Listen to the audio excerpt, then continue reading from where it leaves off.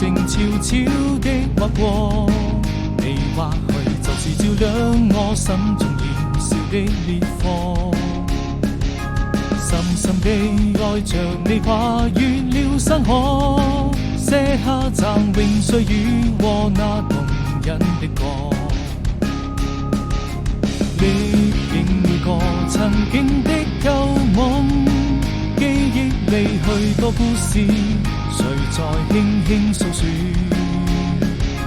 在蔚藍色天空綻放花朵，悠悠日的淚水輕輕地劃過，